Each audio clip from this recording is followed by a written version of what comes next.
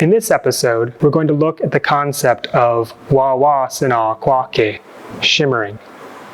One manifestation of this concept occurs in ribbon work, where skilled practitioners bring together the layering effect, the shapes, and the varying colors to produce a vibrant shimmering effect where when the lighting is right, it looks like the ribbon work is moving. Myaamia Ribbonworkers' use of various shapes, sizes, and colors of diamonds produced optical illusions that trick one's eyes into shifting between the positive and negative spaces created by the patterns. If you look closely at these beautiful set of leggings, the red and what look like white diamonds, which are actually light blue, come together to produce a negative space in the middle that creates a black diamond. And the longer you stare at the negative and positive spaces, the more your eyes begin to be tricked and switch their focus, and it appears as though the diamonds begin to shimmer.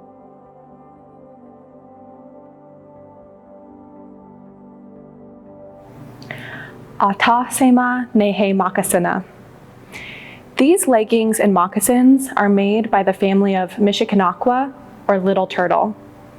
They're seen in this photo worn by his second great-grandson, Waawahsinaakwahki, also known as Anthony Ravar.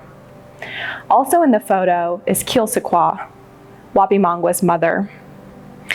While we know that it was common that we would have matching pairs of leggings and moccasins, this is one rare surviving example of a piece of leggings with their matching moccasins that are left today. We're not sure how these leggings and moccasins passed out of the family of Keehkwaatamenki, but they showed up on the TV show Antiques Roadshow in the year 2000 and were quickly bought by the Bata Shoe Museum.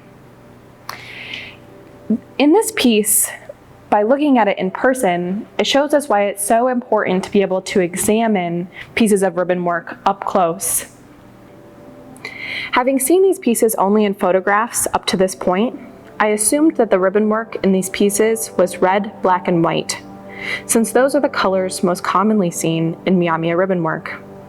However, by examining these closely, we realize that the ribbons that were previously thought to be white are actually a light blue. This is a good example of something that we can learn by examining ribbon work in person.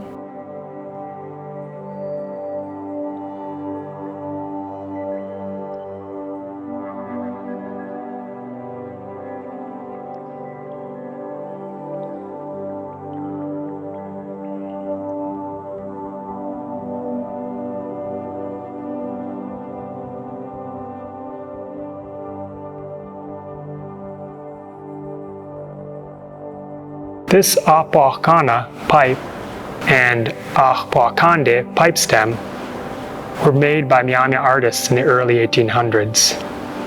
And they demonstrate how the angular forms that show up in ribbon work, as well as the colors, also show up in other materials, in this case stone and wood. If you look closely at the Apocana at the pipe bowl, especially in bright sunlight, you'll notice that the light reflects off the incised grooves, which create a bunch of different geometric patterns.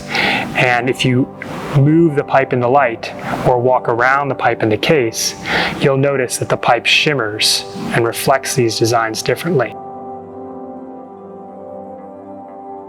Similarly, the Apocandi, the pipe stem, has elongated diamonds. It includes red and black mixed together, which is foundational colors for Myaamia ribbon work.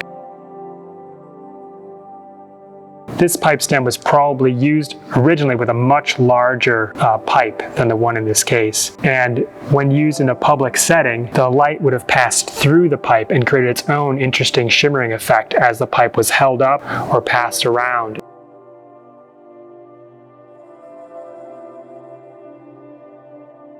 It probably would have been combined with other decorative materials like feathers and silver, which would have created an even stronger shimmering effect when the pipe was used in a public setting.